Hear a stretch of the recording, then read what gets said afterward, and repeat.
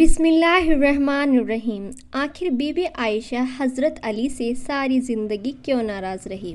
پیارے محترم عزیز، حضور کریم صلی اللہ علیہ وسلم کی سب سے چہیتی بیوی حضرت عائشہ رضی اللہ حضرت علی کی ایک بات کی وجہ سے ان سے اتنا زیادہ غصہ ہو گئی کہ پھر ساری زندگی کبھی بھی حضرت علی سے بات نہ کی۔ وہ حضرت علی سے اتنا غصہ رہتی تھی کہ ان کا نام تک لینا بھی گوارا نہ کرتی۔ آخر یہ ناراضگی اتنی آگے پہنچی کہ حضرت عائشہ و حضرت علی کے بیچ ایک ایسی جنگ ہوئی کہ جسے جنگ جمل کہا جاتا ہے، اور اس میں ہزاروں صحابہ و اکرام کا پاکیزہ خون بہایا گیا، ہزاروں عورتیں بیوہ ہو گئی اور ہزاروں بچے یتیم ہو گئے۔ پیارے محترم عزیز، آخر حضرت عائشہ و حضرت علی کے بیچ آپس کی اس ناراضگی کی شروعات کہاں سے ہوئی؟ تو چلیے پہلے اس پر نظر ڈالتے ہیں۔ حضرت عائشہ رضی اللہ عنہ کی زندگی میں ایک بڑا عجیب واقعہ پیش آیا۔ وہ یہ کہ جب اللہ کے رسول غزوہ بنی مستقل میں تشریف لے گئے تو وہاں سے واپسی کر قافلے کو الگ الگ حصوں میں بانٹ دیا۔ اب جس قافلے کے لوگ جیسے جیسے تیار ہوتے رہتے تو چلتے رہتے، سینکڑوں بلکہ ہزاروں اونٹ ہوتے تھے، چلتے ہوئے بھی گھنٹوں لگا کرتے تھے۔ حضرت عائشہ نے سوچا کہ قافلوں کو تو جانا ہی ہے، لیکن پتہ نہیں ابھی کتنا وقت لگے گا، کیوں نہ میں قضائے حاجت فارغ ہو جاؤں۔ اس وقت حضرات کے لیے کھیتوں میں جایا کرتے تھے، لہٰذا آپ رضی اللہ دور چلی گئی تاکہ فراغت حاصل کر سکے۔ جب فارغ ہو کر واپس آئی تو آپ نے حوض میں بیٹھنا تھا کہ جس کو سواری کے اوپر رکھا جاتا تھا۔ اتنے میں حضرت عائشہ نے محسوس کیا کہ میں نے گلے میں ایک ہار پہنا ہوا تھا، وہ کہیں ٹوٹ کر گر گیا۔ سوچا کہ ابھی تو روانہ ہونے تک وقت لگے گا، اس لیے میں جا کر ہار تلاش کر لیتی ہوں۔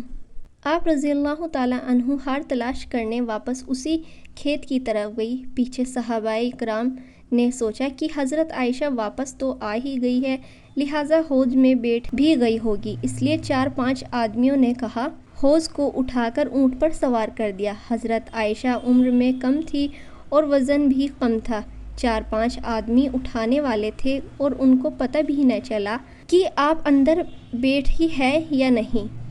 اب قافلے کے لوگ تو وہاں سے چلے گئے۔ جب حضرت عائشہ رضی اللہ عنہ واپس آئی تو دیکھا کہ وہ جگہ تو خالی ہے اور قافلہ جا چکا ہے۔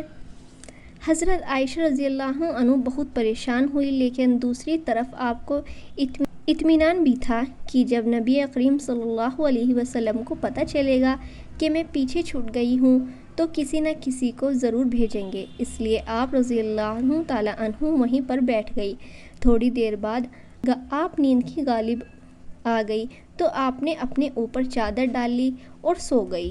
حضور کریم صلی اللہ علیہ وسلم کی عادت تھی کہ صحابہ میں سے کسی ایک صحابی کو حکم دیا جاتا تھا کہ جب سارا قافلہ کسی جگہ سے چلا جائے تو اگر رات کے وقت ہو تو صبح کے وقت وہ صحابی وہاں آ کر دیکھے کہ کوئی چیز چھوٹ تو نہیں گئی۔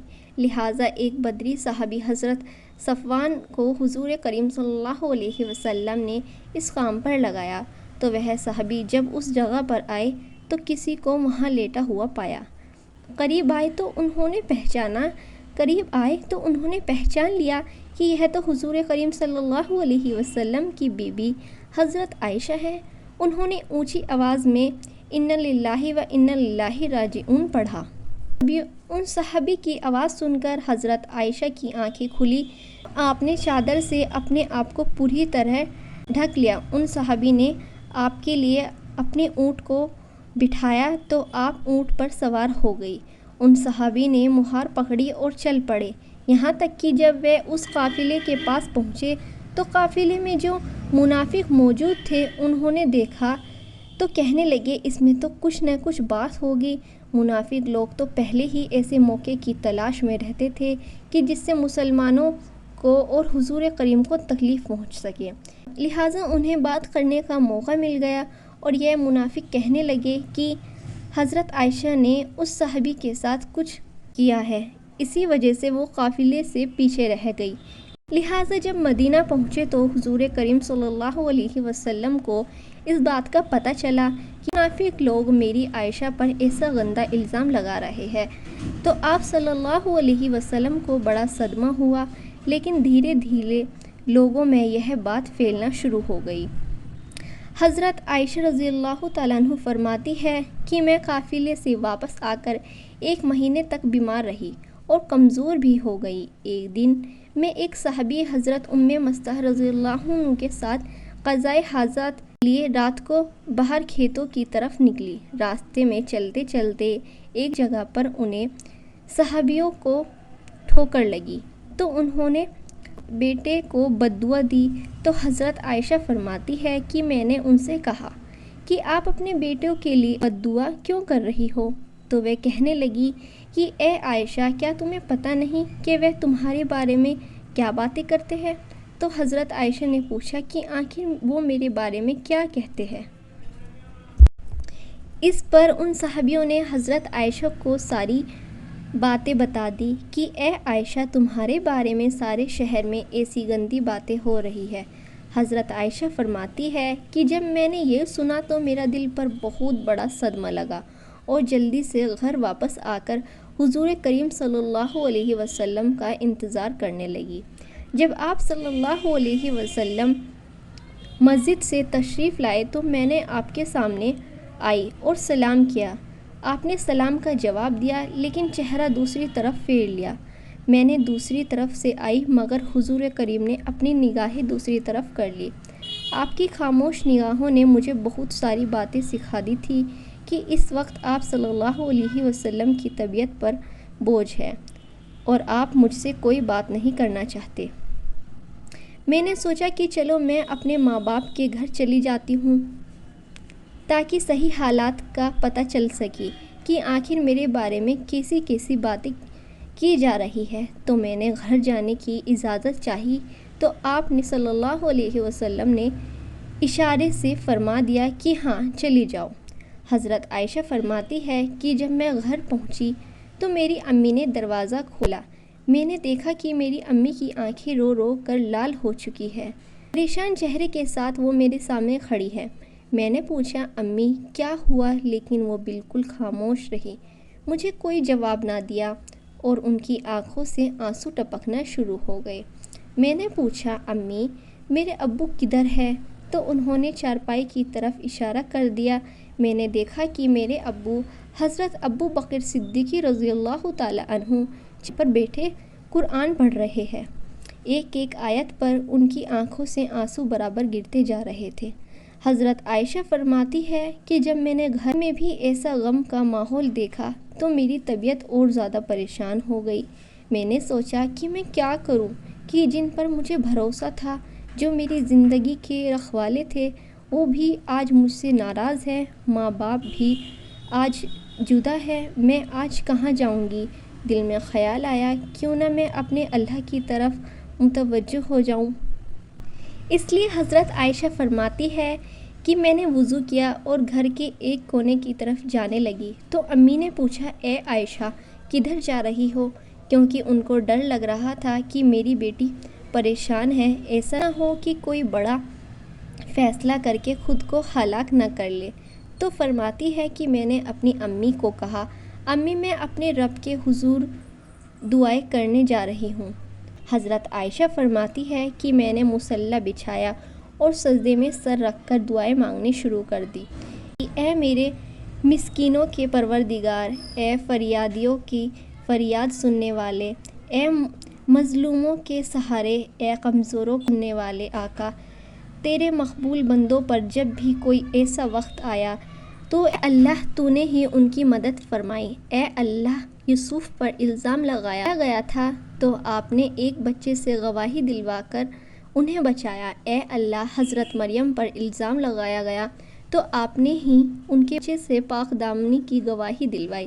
اے آج تیرے محبوب کی عائشہ تیرے دروازے پر حاضر ہے اور فریاد کرتی ہے کہ میرے بارے میں ہی ایسی غلط باتیں کی جا رہی ہے، تو اے اللہ تو حمیرہ کی مدد فرما۔ میرے شوہر نے بھی اس وقت میرا ساتھ چھوڑ دیا اب آپ کے علاوہ میرا کوئی سہارا نہیں ہے جو اس کمزور کو تسلی دے سکے، اے اللہ میری مدد فرما۔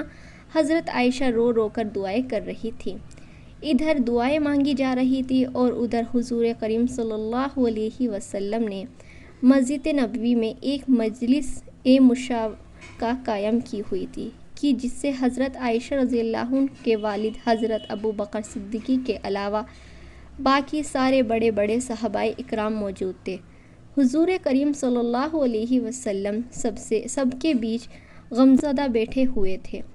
صحابہ اکرام کے چہروں پر اداسی تھی کیونکہ وہ اپنے محبوب حضور کریم صلی اللہ علیہ وسلم کے چہرے کو غمزدہ دیکھ رہے تھے کہ جس کی وجہ سے صحابہ اکرام کی بھی طبیعت کچھ عجیب بن چکی تھی، اس لیے صحابہ اکرام کیا لے کر رو رہے تھے۔ حضور کریم صلی اللہ علیہ وسلم نے اپنے صحابہ اکرام سے پوچھا کہ اس معاملے میں تم مجھے کیا مشورہ دیتے ہو؟ اس سے پہلے حضرت عمر رضی اللہ تعالی عنہ نے آگے بڑھ کر کہا کہ اے اللہ کے رسول، اللہ تعالیٰ نے آپ کو اتنی عزت اور شرافت بخشی ہے کہ کسی گندی مکھی کا بھی بیٹھنے کی اجازت نہیں دی۔ جب اللہ نے آپ کو اتنا پاکیزہ بنایا ہے کہ آپ پر ایک گندی مکھی کو بیٹھنے کی اجازت نہیں، تو آپ کی جیون ساتھی ایسے کیسے ہو سکتی ہے کہ جس کے اندر گناہوں کی گندگی ہو؟ اس لیے مجھے تو یہ چیز بالکل جھوٹ نظر آتی ہے۔ اس کے بعد حضور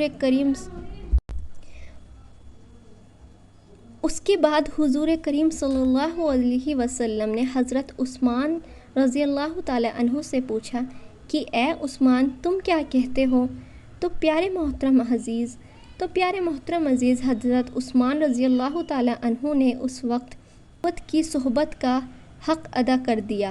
انہوں نے عرض کیا، اے اللہ کے رسول، اللہ تعالیٰ نے آپ کو ایسا بنایا ہے کہ بادل آپ کے سر پر ایسے نہ ہو کہ جب اللہ تعالیٰ نے آپ کو ادب کا اتنا لحاظ فرمایا کہ کسی غیر کے قدم آپ کے سائے پر نہیں پڑ سکتے، تو یہ کیسے ممکن ہو سکتا ہے کہ غلط کام کر سکے؟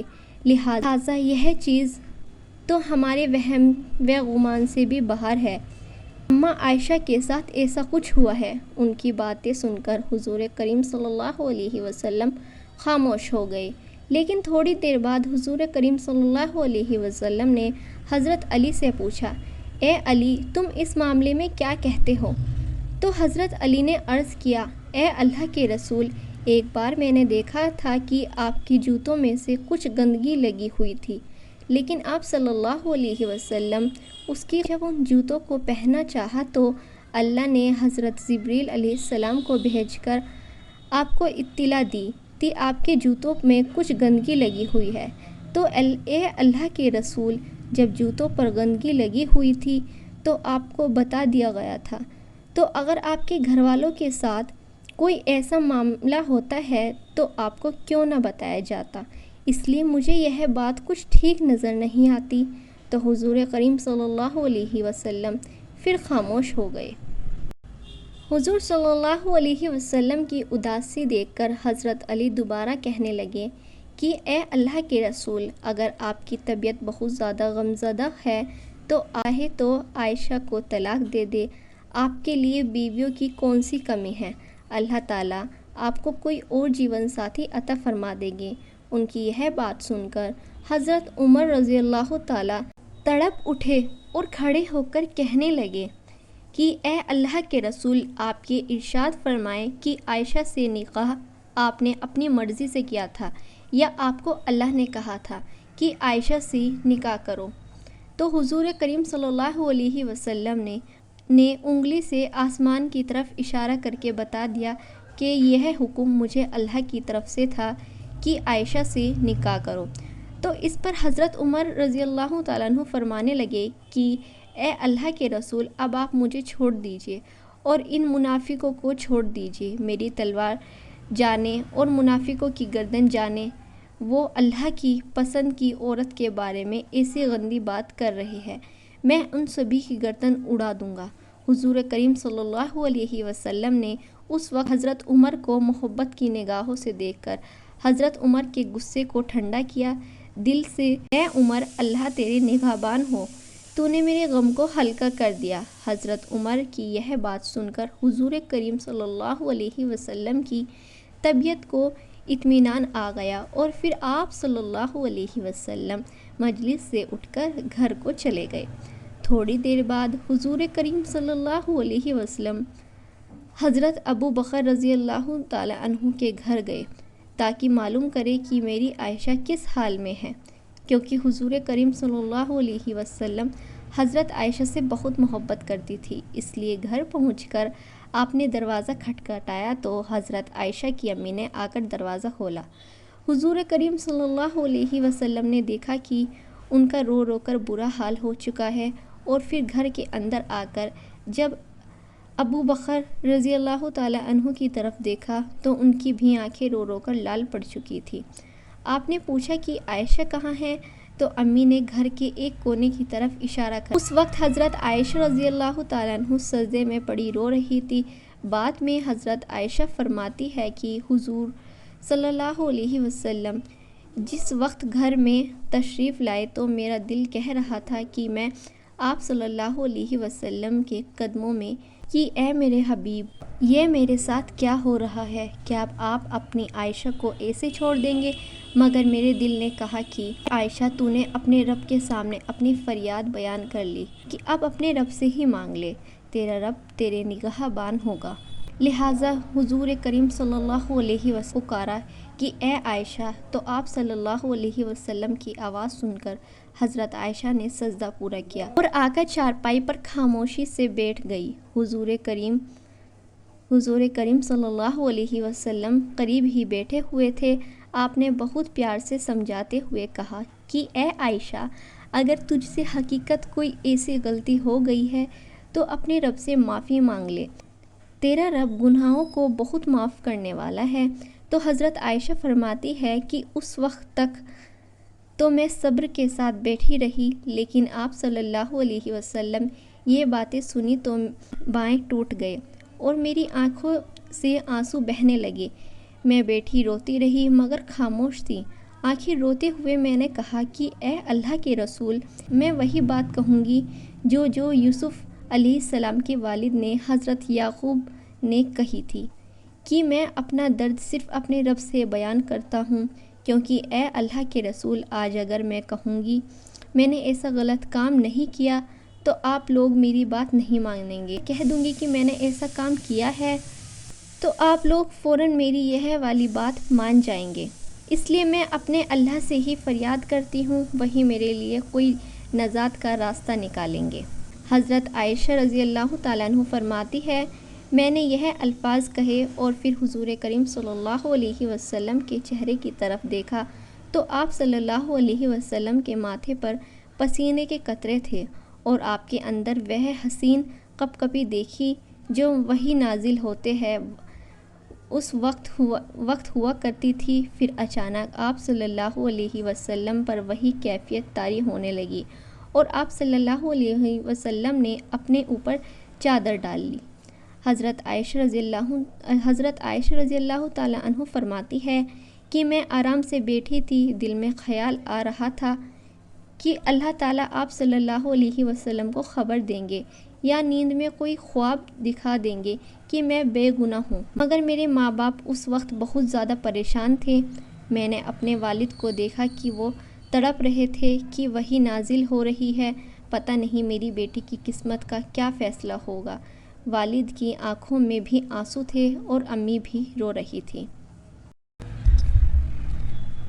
تھوڑی دیر بعد حضور کریم صلی اللہ علیہ وسلم نے چہرے سے کپڑا ہٹایا تو آپ صلی اللہ علیہ وسلم کا چہرہ 14ویں رات کی چاند کی طرح چمک رہا تھا۔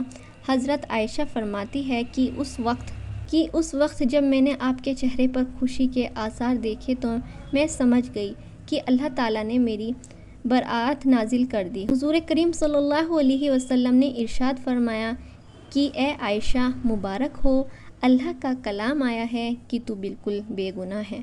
حضرت عائشہ فرماتی ہے کہ اس وقت میری امی کہنے لگی، اے عائشہ اٹھو اور حضور کریم صلی اللہ علیہ وسلم کا شکریہ ادا کرو۔